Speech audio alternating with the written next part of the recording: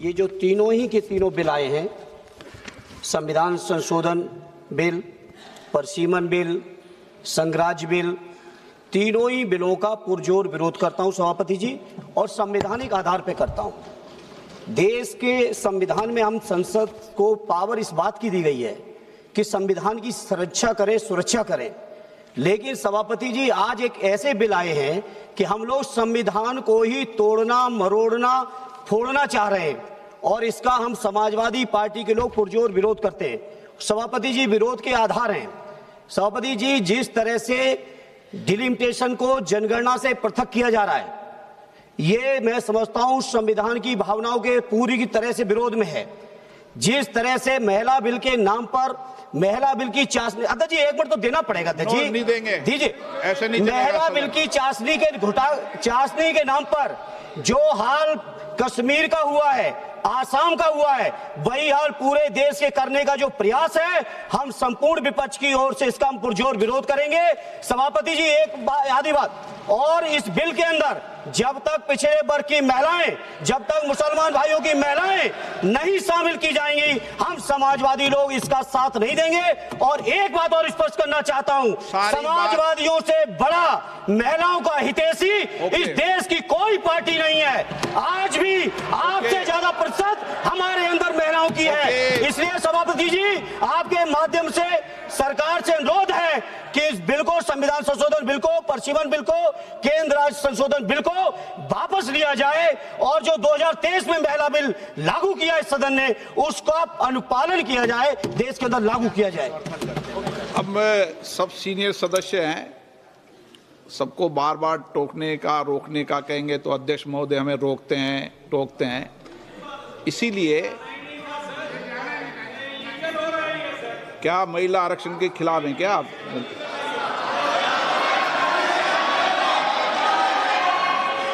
यदि अब मैं नियम 72 को पढ़ दूं, नियम 72 को पढ़ दूं, एक मिनट एनके प्रेमचंद्र जी, नियम 72 क्या कहता है ये पहले सबको स्पष्ट कर दूं। यदि किसी विधेयक को पुनर्स्थापित करने की अनुमति के प्रस्ताव का विरोध किया जाए तो अध्यक्ष द्वारा यदि ठीक समझा जाए और प्रस्ताव का विरोध करने वाले सदस्य प्रस्ताव को पेश करने वाले सदस्य द्वारा संक्षिप्त वक्तव्य दिए जाने की अनुज्ञा देने के बाद बिना अग्रतर वाद विवाद के प्रश्न को रखा जा सकेगा। परंतु जब प्रस्ताव इस आधार पर विरोध किया जाए कि विधेयक ऐसे विधान का, लेजिस्लेटिव कॉम्पिटेंस का, ऐसे विधेयक का, विधान का सूत्रपात करता है जो विधायन क्षमता से परे है, तो अध्यक्ष द्वारा उस पर पूर्ण चर्चा की आज्ञा दी जा सकती है। परंतु ये भी है कि अध्यक्ष द्वारा वित्त विधेयक या विनियोग विधेयक को प्रस्तावित करने की अनुमति का प्रस्ताव तुरंत मतदान के लिए रखा जा सकता है। अब आपने रूल 72 में जिन्होंने नोटिस दिया है, आपने रूल 72 में ये टेक्निकल विषय उठाने का मौका दिया जा रहा है। मेरा एक बहुत विनम्रता से एक रिक्वेस्ट है, अभी जैसे हमारा समाजवादी ने कहा कि मुस्लिम महिलाओं का आरक्षण होना चाहिए, ये असंवैधानिक बात इस तरह का रूल 72 में ना बोले। धर्म के नाम पर यह रिजर्वेशन नहीं हो सकता, संविधान में नहीं है, इस तरह का बात ना करें। आपने नहीं बुलाया जी को महिला विधेयक को।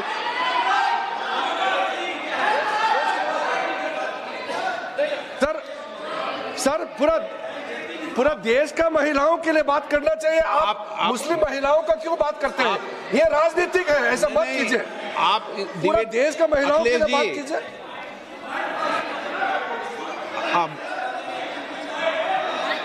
अखिलेश जी बोल दे। जल्दीबाजी क्यों है आपको जल्दीबाजी क्यों है? महिला विधेयक के पक्ष में हम, आप जनगणना क्यों नहीं कराना चाहते?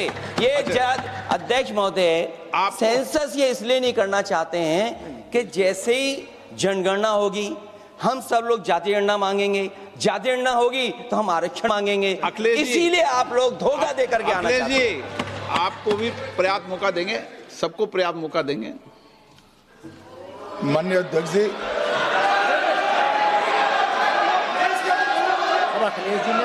अखिलेश जी ने बोला, उसका जवाब दे रहे हो तो हाँ हाँ, उसी पे जा रहे हैं, उसी पे बोल रहे हैं हाँ। माननीय अध्यक्ष जी, सदन की कार्यवाही को पूरा देश देख रहा है। कुछ स्टेटमेंट ऐसे किए गए जो जनता में चिंता पैदा कर सकते हैं। अखिलेश जी ने कहा जनगणना क्यों नहीं हो रही है। मैं पूरे सदन के माध्यम से देश की जनता को बताना चाहता हूं, जनगणना का काम शुरू हो चुका है, जारी। 2, उन्होंने कहा कि हम जाति जनगणना का मांग करेंगे। मान्यवर, मैं आपके माध्यम से सदन को बताना चाहता हूं कि सरकार ने जाति की जनगणना करने का निर्णय ले चुकी है और आप बैठिए बता दो। अरे बैठिए भाई, बैठिए। और जाति के साथ ही ये जनगणना हो रही है। माननीय सदस्य धर्मेंद्र यादव जी कह रहे हैं कि कॉलम नहीं है। उनको मालूम पड़ना चाहिए कि अभी घरों की गिनती हो रही है और घरों की कोई जाति नहीं होती है। समाजवादी पार्टी का चले तो घरों की भी जाति तय कर ले। मान्यवर, जब व्यक्तियों की जनगणना होगी, नागरिकों की जनगणना होगी, तब उसमें जाति का कॉलम रखा है। ये मेरा विभाग है। मैं सदन को आश्वस्त करना चाहता हूं कि ये जनगणना जाति जनगणना के साथ ही होने वाली है। तीसरी बात, इन्होंने ये जो आपने समझाया कि नियम 72 की जो खिड़की है वो हमें लेजिस्लेटिव कॉम्पिटेंसी पर और कॉन्स्टिट्यूशनल कॉम्पिटेंसी पर बोलने की ही इजाजत देती है। वो खिड़की का उपयोग कर धर्मेंद्र यादव जी ने एकदम गैर संवैधानिक बात करी, मुस्लिम महिलाओं को आरक्षण की। मान्यवर, हमारा संविधान किसी भी प्रकार के धर्म के आधार पर आरक्षण की कतई मंजूरी नहीं देगा। और मैं फिर से संकल्प सरकार का बताता हूं कि धर्म के आधार पर मुस्लिमों को किसी भी प्रकार का आरक्षण गैर संवैधानिक है, इसका सवाल ही पैदा नहीं होता है।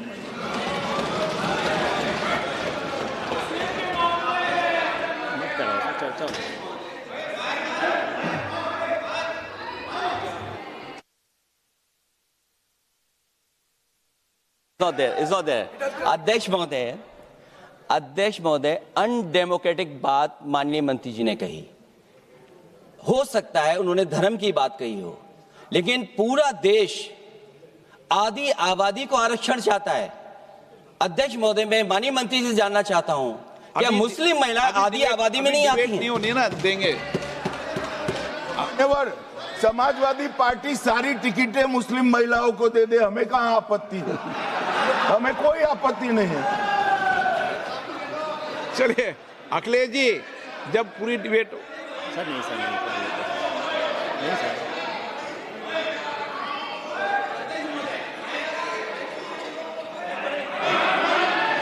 अच्छा, अध्यक्ष महोदय, बहुत विनम्र उससे होकर के किसी को हर्ट न करे वो बात भी मैं कहना चाहता हूं।